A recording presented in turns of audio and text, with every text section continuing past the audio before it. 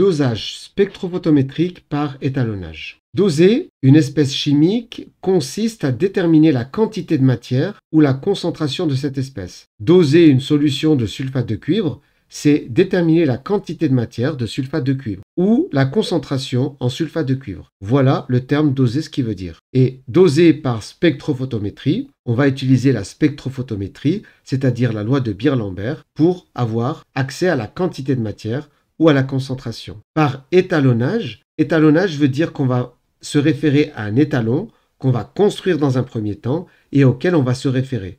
Nous allons détailler tout ça dans cette vidéo. Les étapes du dosage spectrophotométrique par étalonnage. Dans un premier temps, il faut déterminer la longueur d'onde maximale de la solution. C'est-à-dire, la solution qui est ici inconnue, on va lui envoyer de la lumière blanche. C'est-à-dire toutes les couleurs, premièrement. Elle va en absorber certaines et en laisser passer d'autres, comme ce qu'on a vu précédemment. On pourra ainsi déterminer, en fonction de la longueur d'onde qui est absorbée, définir, par exemple, elle absorbe tout, rien, et puis elle absorbe beaucoup. Cette longueur d'onde nous intéresse, on va l'appeler longueur d'onde max. C'est la longueur d'onde. Ici, il y a toutes les longueurs d'onde, lambda 1, lambda 2, lambda 3, il y en a une infinité jusqu'à lambda n. Et parmi tous ces lambdas, il y en a une, supposons que ça soit la lambda 52, chiffre au hasard. Le lambda 52 va correspondre à la longueur d'onde maximale qui va être absorbée. C'est-à-dire que lorsqu'on va tracer l'absorbance en fonction de la longueur d'onde, on va voir que le lambda 52, par exemple, que j'ai numéroté par 52, va être absorbé très fortement. Eh bien, ça va constituer notre lambda max. Donc, premièrement, on détermine le lambda max. Une mesure d'absorbance peut être réalisée à n'importe quelle valeur de longueur d'onde. Régler le spectrophotomètre sur la longueur d'onde lambda max permet de comparer des valeurs plus grandes et minimiser ainsi les incertitudes. Notre but va être ensuite de déterminer l'absorbance en fonction de la concentration. Donc, on a intérêt à se mettre au lambda max. En effet, l'absorbance sera plus grande ici pour cette grandeur. Si on a un appareil qui absorbe beaucoup, il sera donc très sensible. Si vous choisissez une longueur d'onde ici, par exemple, eh bien cette longueur d'onde, votre appareil, spectrophotomètre, va absorber ici. Donc, entre là et là, l'absorbance est plus petite que là.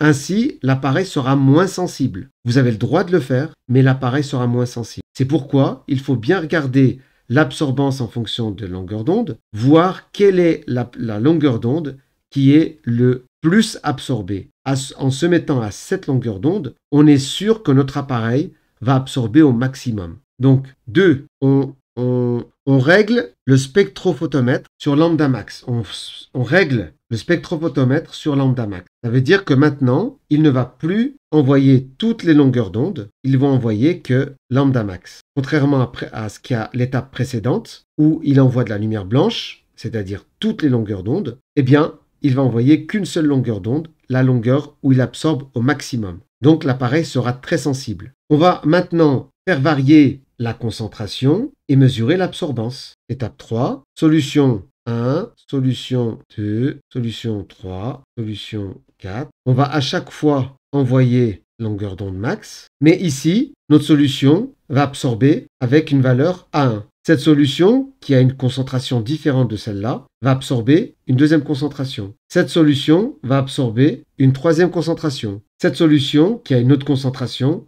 va absorber une autre concentration.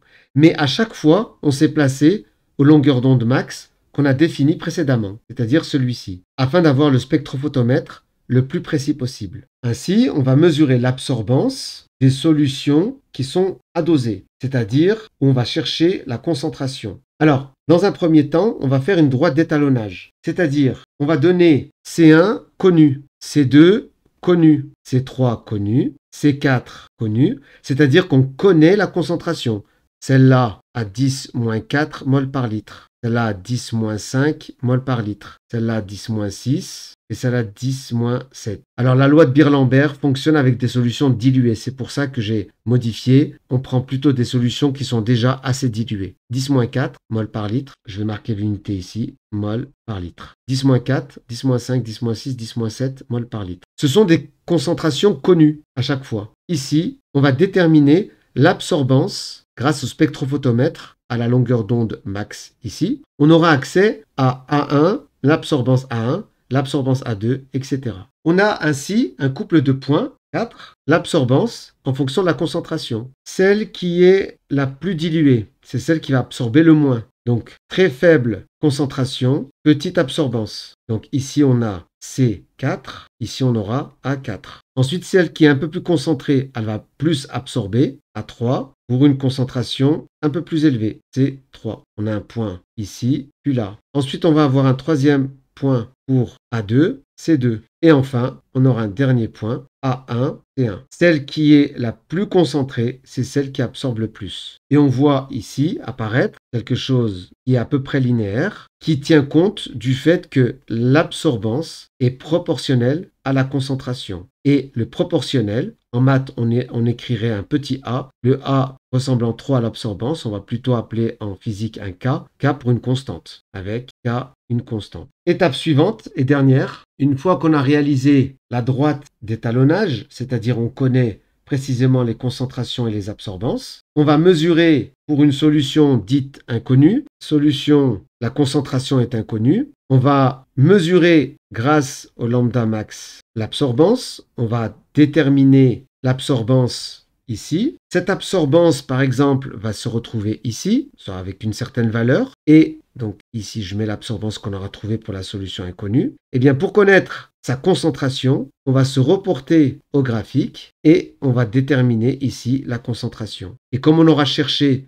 une échelle correcte ici, on pourra lire directement la concentration inconnue ici. Je résume. Lorsqu'on veut chercher la concentration d'une solution inconnue, on prend cette espèce, on sait par exemple c'est du sulfate de cuivre, mais on ne connaît pas sa concentration. On prend le spectrophotomètre, on y envoie toutes les longueurs d'onde afin de déterminer la longueur d'onde maximale d'absorption. Une fois qu'on a déterminé, on fixe le spectrophotomètre à la longueur d'onde où il absorbe le plus, fixé. Ensuite, on fait une droite d'étalonnage, c'est-à-dire on va prendre la solution de sulfate de cuivre qu'on va diluer, encore diluer, encore diluer, encore diluer. Mais à chaque fois, on maîtrise précisément la concentration. 10-4, 10-5, 10-6, 10-7. On peut prendre d'autres valeurs, mais l'idée, c'est de faire varier la concentration. Ensuite, on mesure l'absorbance pour ces 4 solutions. On trace un graphique avec ces 4 valeurs. Ça devrait avoir la tête d'une droite comme celle-ci. Ensuite, on met à la même longueur d'onde maximale la cuve dans le spectrophotomètre et on mesure l'absorbance. En fonction de l'absorbance qu'on va obtenir, on note sur notre graphique ici et on reporte pour avoir la concentration. On a ainsi réalisé un dosage par spectrophotométrie par étalonnage.